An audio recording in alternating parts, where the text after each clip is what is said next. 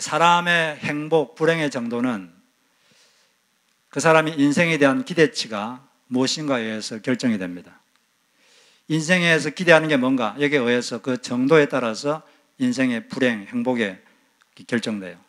가령 인생을 휴가지에 있는 호텔이다 생각하는 것과 훈련소다라고 생각하는 것에는 큰 차이가 있습니다. 휴가지에 있는 호텔이라고 생각하면 기대하는 게 기대치가 높습니다.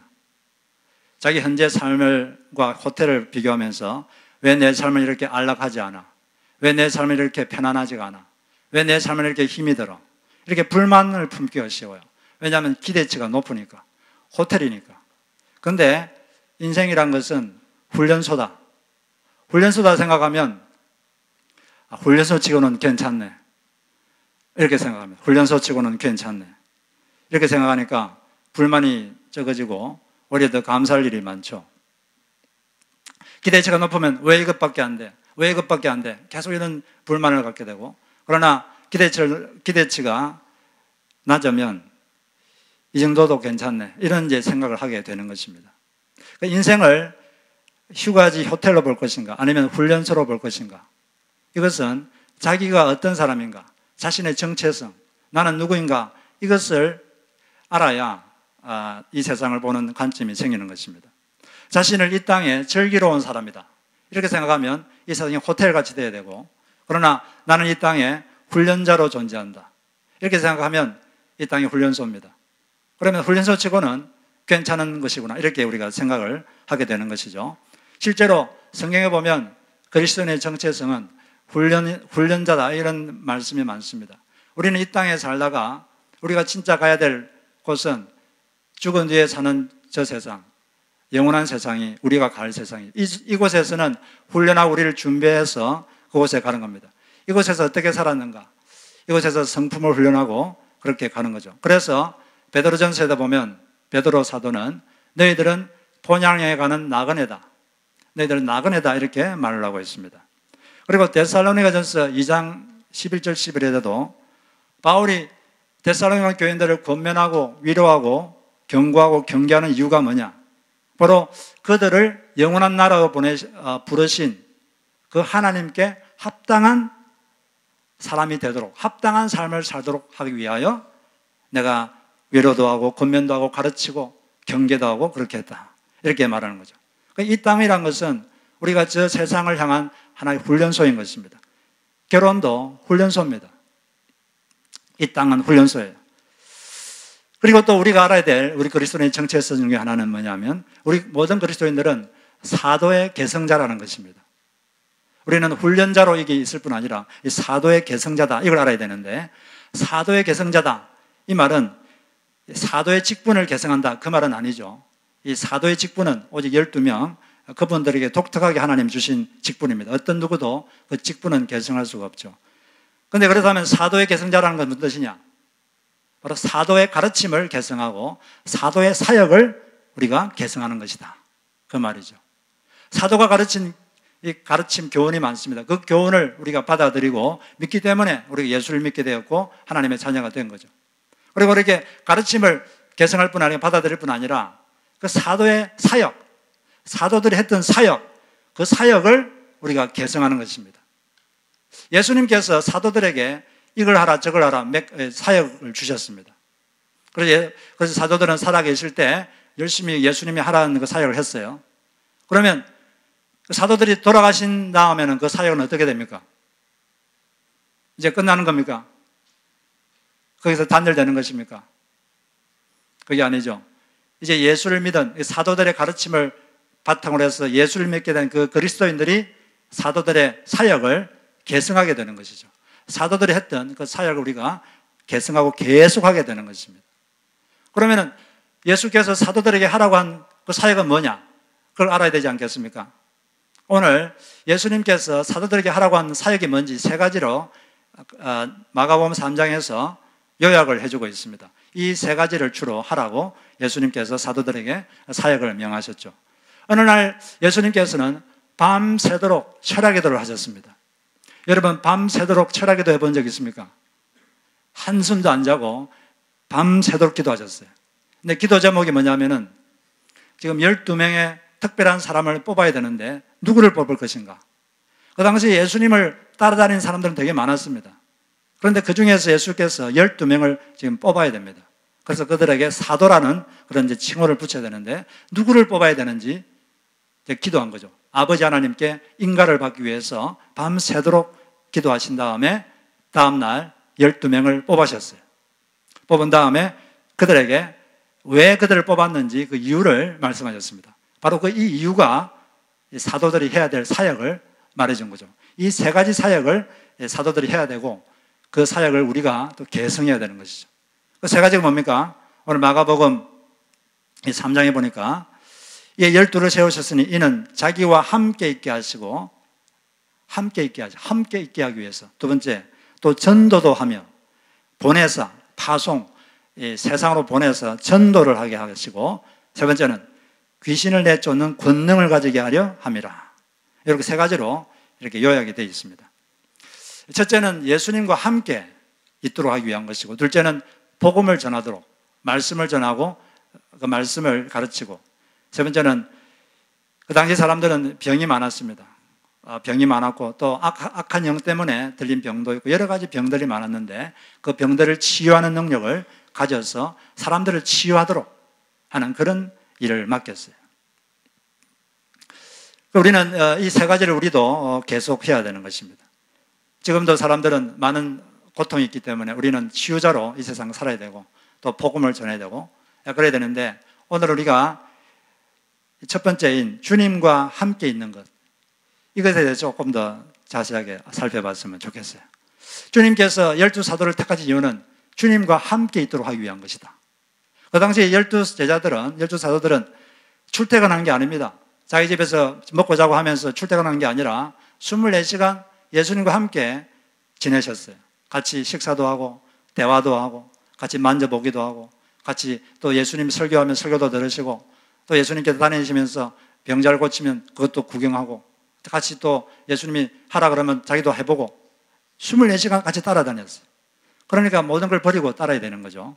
그래서 이제 24시간 같이 따랐는데 나중에 이 사도 요한이 자기가 그렇게 24시간 거의 3년 동안 늘 같이 만져보고 대화하고 바로 그분이 태초부터 있던 하나님이었다.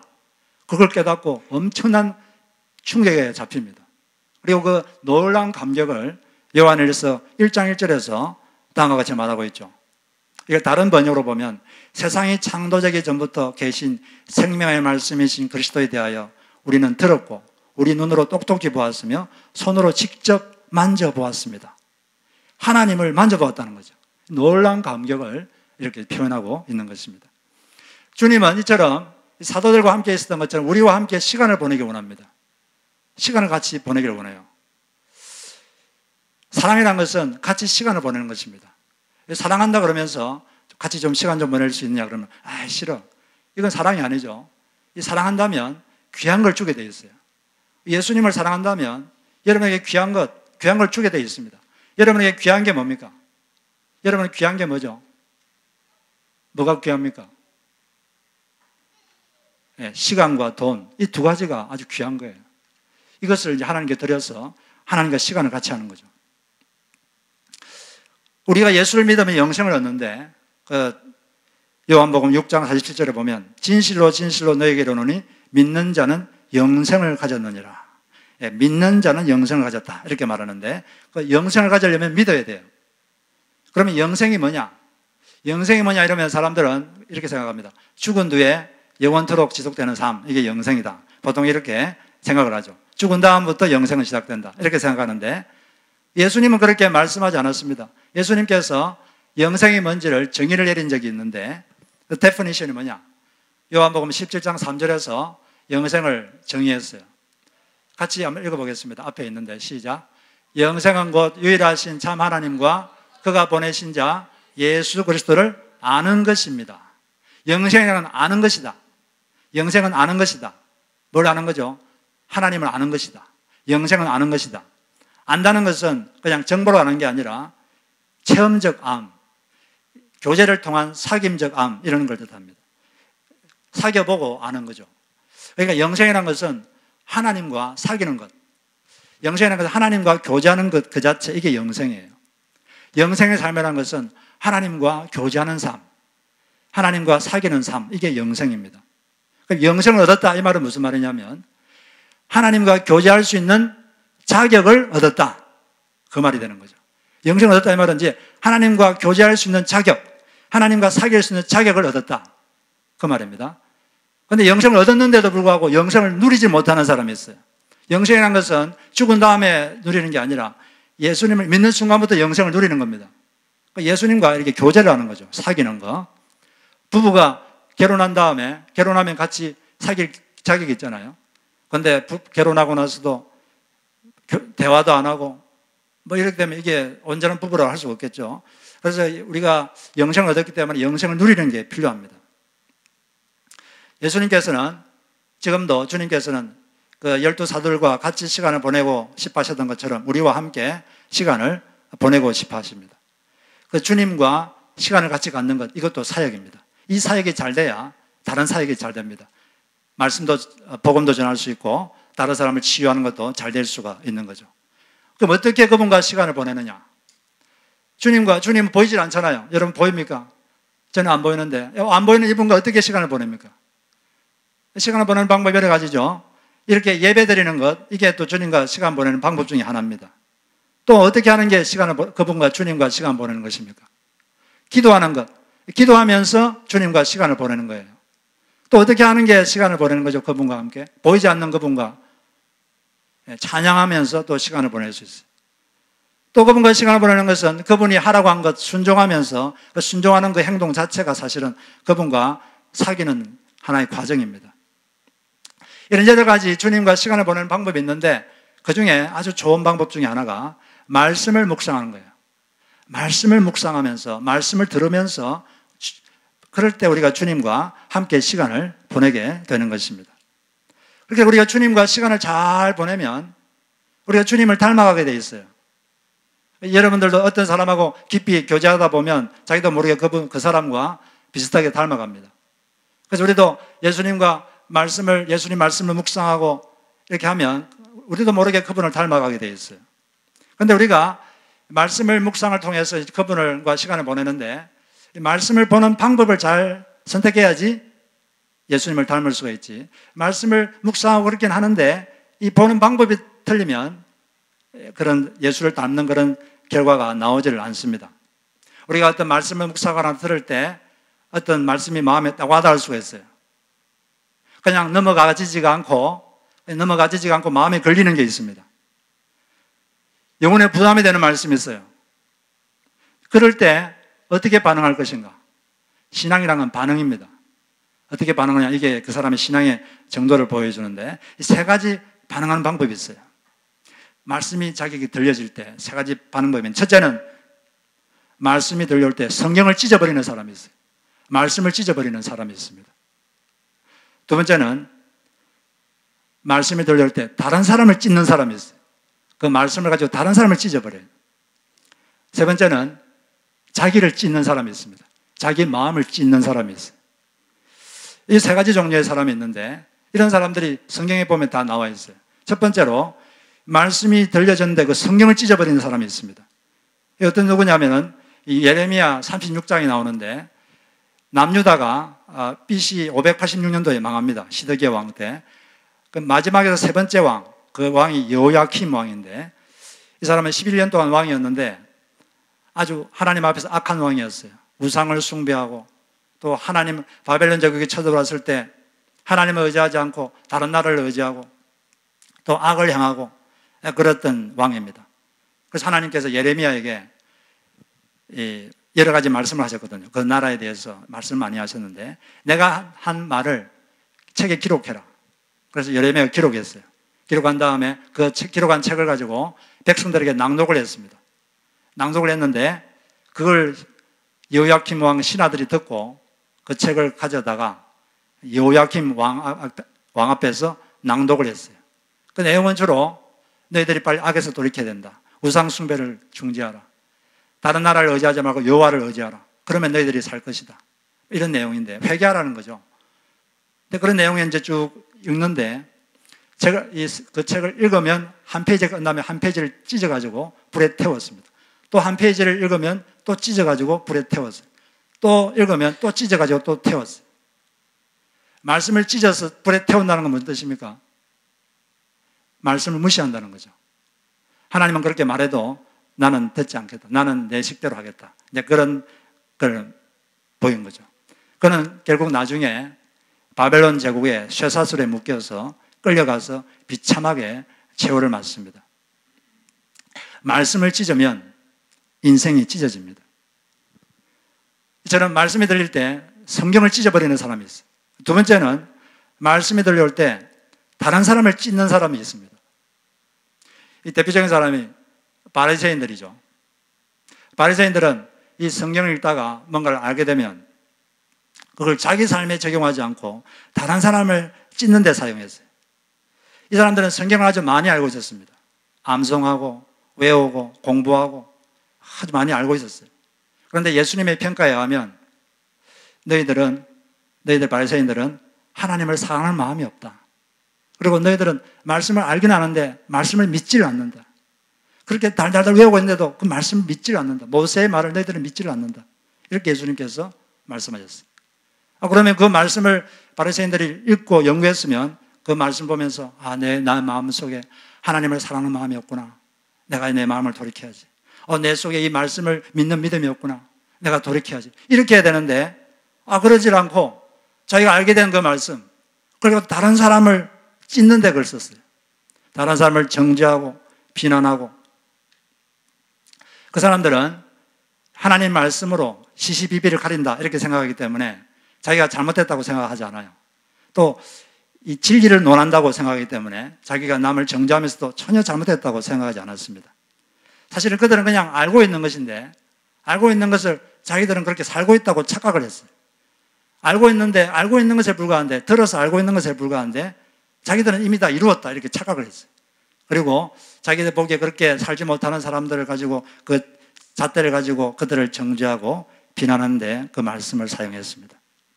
그리고 자기들은 진리를 편다는 생각이 있었기 때문에 절대 자기가 잘못이라고 생각하지 않았어요. 왜냐하면 의로움과 무례함은 아주 가깝습니다. 의로움이 자칫 잘못하면 금방 무례함으로 바뀌어요. 사람들은 자기가 옳다고 생각하면 옳지 않은 사람에 대해서는 옳지 않은 사람은 좀 당해도 된다. 이런 마음이 깊은 곳에 있습니다. 그래서 옳지 않은 사람을 대해서 정죄하고 비난할 때 사람이 쉽게 무례해져요. 그래서 의로운 사람, 정의감이 많은 사람들을 보면 자칫 잘못하면 상당히 무례합니다. 그래서 정말로 자기의 옳음, 정의로움 이것이 다른 사람에게 좋은 효과를 발휘하려면 옳음과 겸손 이 두 가지가 같이 있어야 돼요. 그래야지 그것이 다른 사람에게 좋은 영향을 미칠 수가 있습니다. 그런데 옳음이 겸손과 결합이 안 되면 옳음은 금방 이 무례함이 되고 교만이 됩니다. 그래서 우리는 이것을 상당히 조심해야 돼요. 그래서 우리는 여호야kim 왕처럼 말씀이 들려올 때 성령을 찢지도 말고 또 그걸 가지고 다른 사람을 찢는 데 사용하지도 말고 어떻게 해야 되느냐. 세 번째로 말씀이 들려올 때 자기를 찢는 사람이 있었습니다. 그 사람이 누구냐면 요시야 왕이었어요. 요시야 왕은 이 성령을 찢은 여호야킴의 아버지입니다.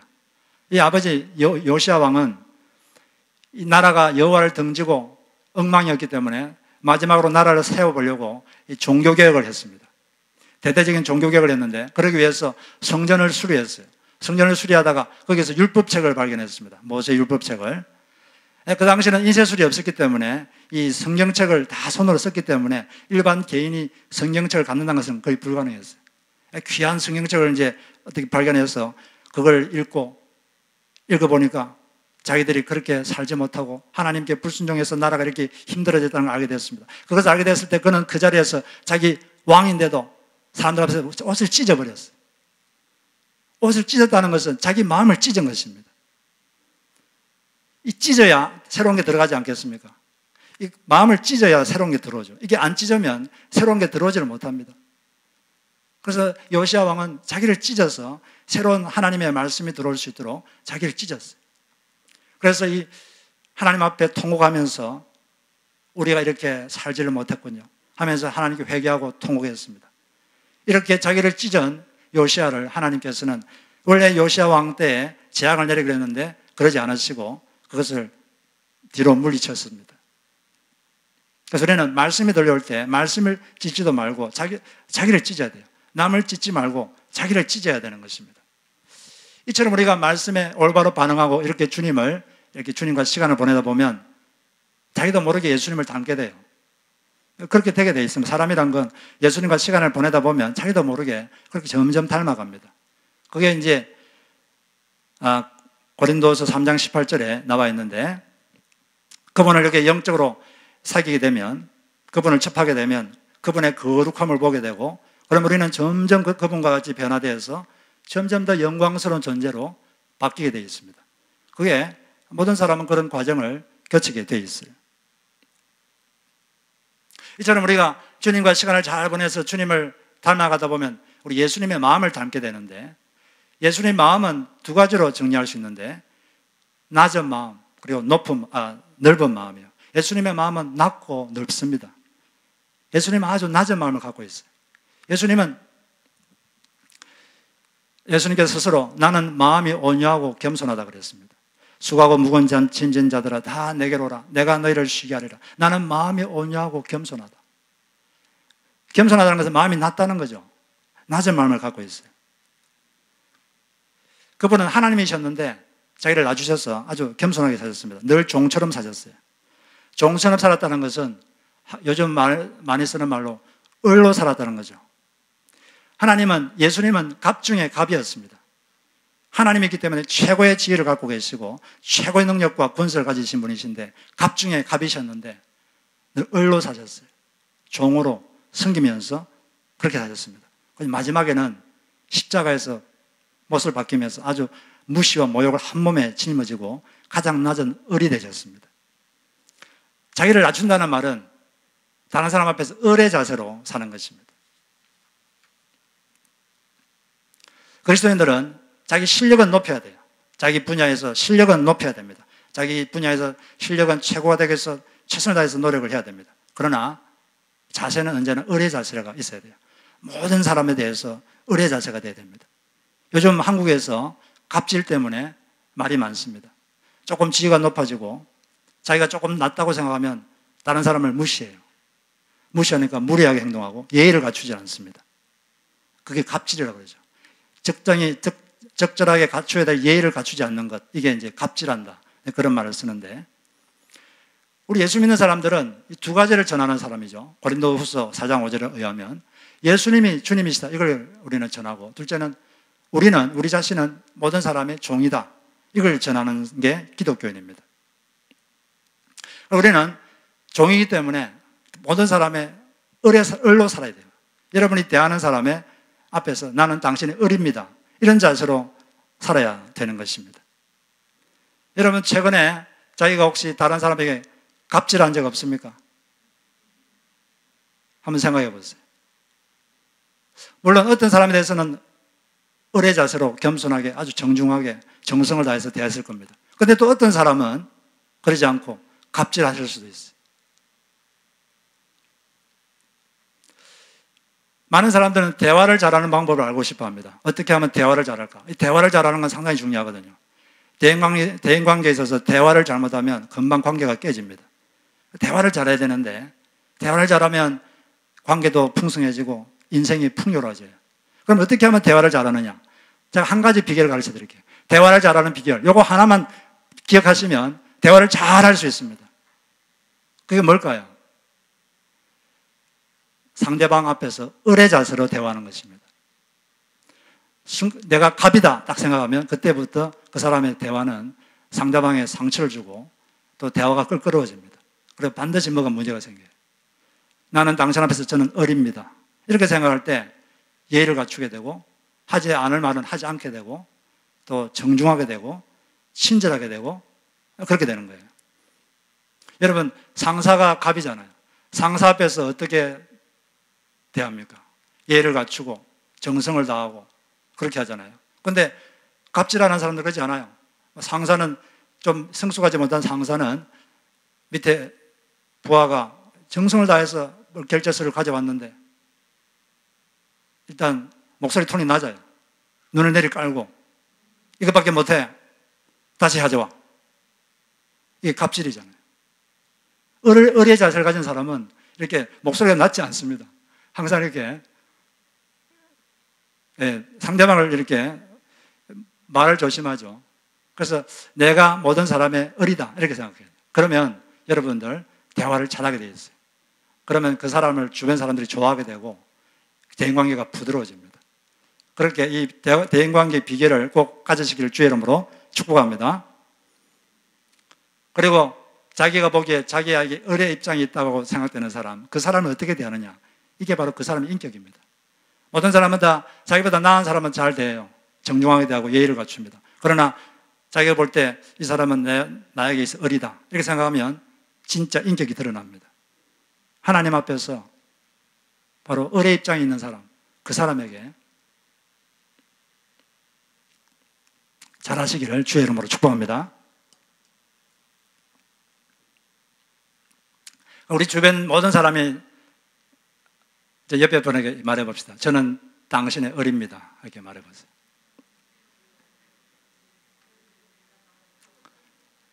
예. 모든 사람이 의리돼야 돼요. 목회자는 성도에게 의리되고, 성도도 목회자에게 의리되고, 성도는 성도에게 의리되고, 다 의리돼야 돼요. 그러면 관계가 부드러워집니다.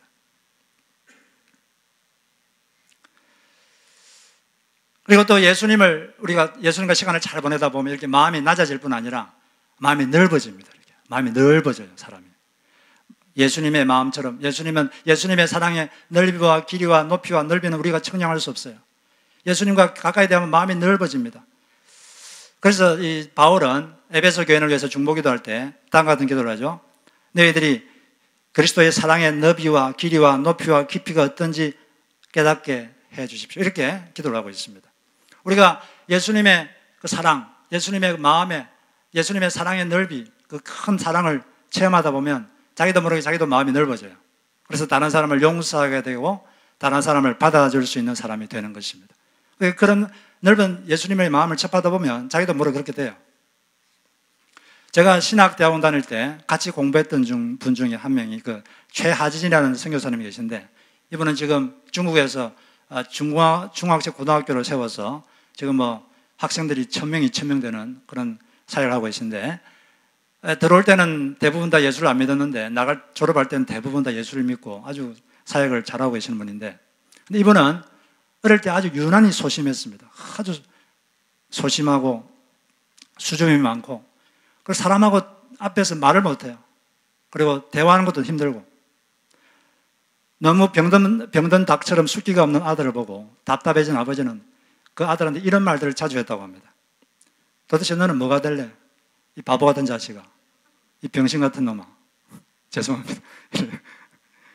옆집에는 넉살도 좋은데 넌 왜 그 모양이냐? 그것밖에 못하냐? 이런 말을 계속 아들한테 하는 거예요. 이런 말을 들을 때마다 계속 주눅이 들었습니다.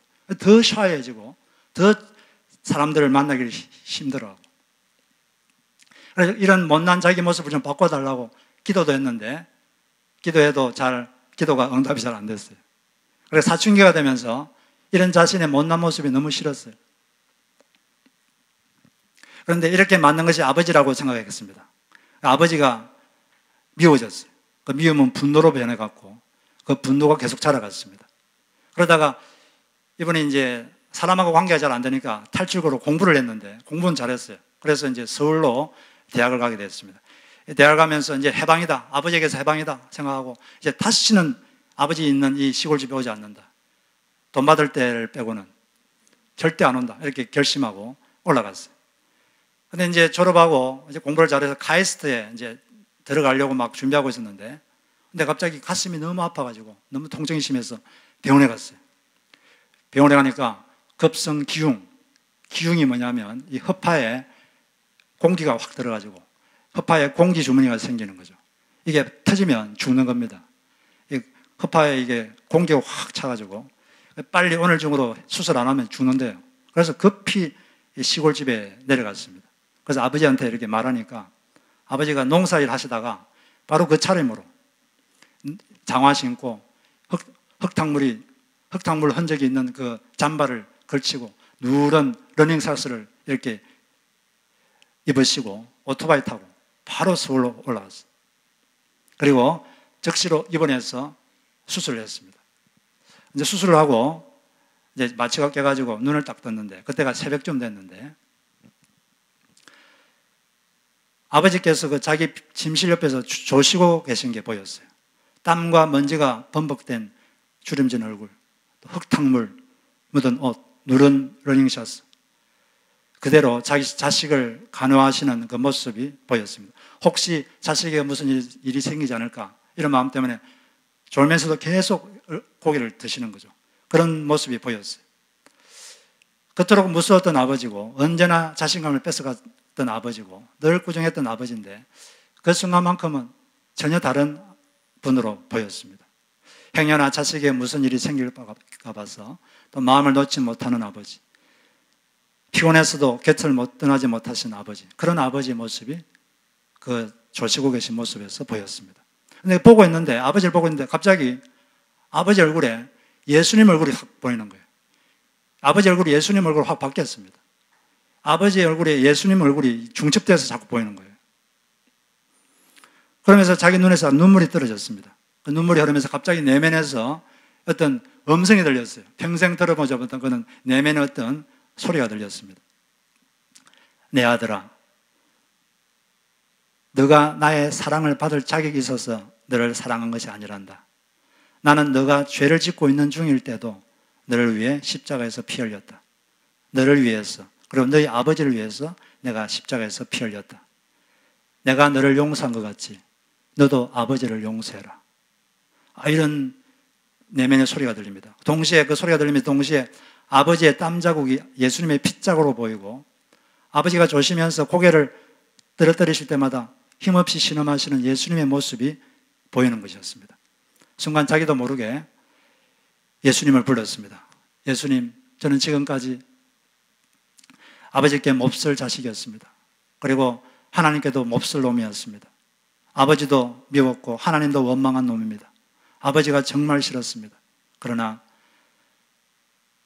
예수님께서 저를 용서했으니 저도 아버지를 용서하겠습니다. 아버지, 이 몹쓸 자식을 용서해 주세요. 그러면서 그날 아버지에 대한 분노가 다 사라졌습니다. 그분이 예수님이 자기를 용서했다는 걸 알게 됐을 때 자기 마음이 넓어져서 자기도 아버지를 용서할 수 있게 된 것입니다. 이처럼 넓은 예수님의 마음, 그 넓은 마음으로 죄를 짓고 있는 우리를 그대로 받아주시고 용서해 주신 그 예수님의 마음을 우리가 접하다 보면 우리도 다른 사람을 용서할 수 있게 되고 또 다른 사람을 받아들일 수 있는 그런 넓은 마음을 갖게 되는 것입니다.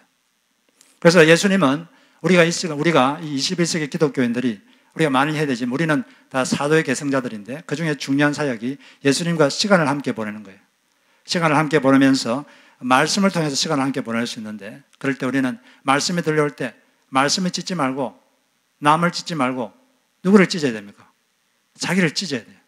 자기를 끊임없이 개혁해야 됩니다. 매일매일 자기를 찢어서 자기를 개혁하고 자기를 바꾸고 변화시키는 작업을 우리는 매일 해야 되는 거예요. 우리는 산산이 분해돼야 돼요. 자아가 산산이 분해되고 자아와 이 자존심 이걸 분해시켜서 우리를 자꾸 개혁해야 됩니다. 그리고 그 부분과 계속 이렇게 사귀다 보면 우리 마음은 낮아져요. 우리는 다른 사람에게 의뢰 자세로 이렇게 대할 수 있게 됩니다. 그리고 넓은 마음으로 사람을 대할 수 있게 되는 것이죠. 그렇게 할 때 그런 사람들이 모여 있을 때 우리 공동체는 아주 건강한 공동체가 됩니다. 그리고 그런 사람들이 복음도 잘 전할 수 있고 또 다른 사람을 치유할 수 있는 그런 사역도 할 수 있는 사람이 되는 것이죠. 그런 사람들이 되시기를 주의 이름으로 축복합니다. 우리 이 시간 말씀을 생각하며 기도하겠습니다. 우리는 기독교인은 이 땅의 훈련자로 사는 것입니다. 그리고 사도의 계승자로 살고 있습니다. 우리는 사도의 사역을 계승해야 합니다.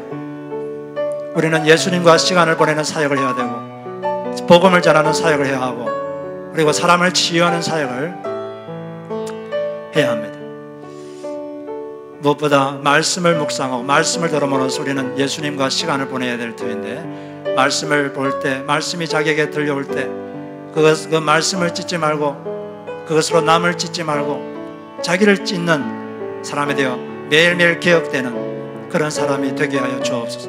매일매일 자아를 산산히 부서뜨리고 예수를 자기 속에 세워내는 그런 사람이 될 수 있도록 해달라고 여러분 이 시간 기도하겠습니다. 그리고 주의 예수를 닮은 예수의 마음을 갖게 하소서. 낮은 마음, 모든 사람 앞에서 의뢰 자세를 갖게 하시옵소서. 실력은 높여야 되겠지만 자세는 늘 의뢰 자세로, 대화할 때 나는 당신의 의리입니다, 이렇게 의뢰 자세로 상대방을 정성스럽게 대하고 예를 갖추고,